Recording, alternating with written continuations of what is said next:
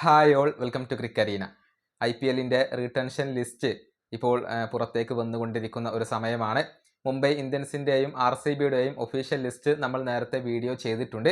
ഇനിയിപ്പോൾ CSKയുടെ ലിസ്റ്റ് കൂടി നമുക്കൊന്ന് പരിശോധിക്കാം. നിരവധി താരങ്ങളെ CSK കൈവിട്ടിട്ടുണ്ട്. ആകെ 13 താരങ്ങളെയാണ് അവർ റിലീസ് ചെയ്തിട്ടുള്ളത്. ആ താരങ്ങളെ നമുക്കൊന്ന് പരിശോധിക്കാം.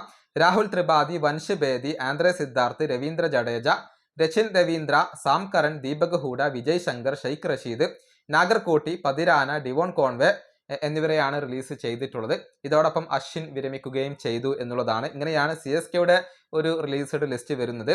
ഇനി CSKയുടെ സ്ക്വാഡിനകത്തുള്ള താരങ്ങളെ നമുക്കൊന്ന് പരിശോധിക്കാം.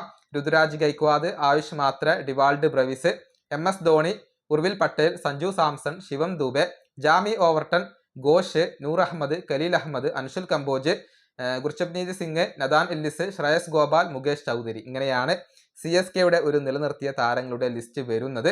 ഇനിയിപ്പോൾ 43.40 കോടി രൂപയാണ് ചെന്നൈ സൂപ്പർ കിങ്സിന് അവശേഷിക്കുന്നത്.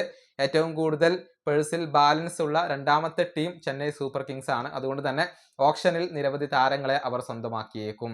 ഈ വീഡിയോ അവസാനിപ്പിക്കുന്നു. അടുത്തൊരു വീണ്ടും കാണാം.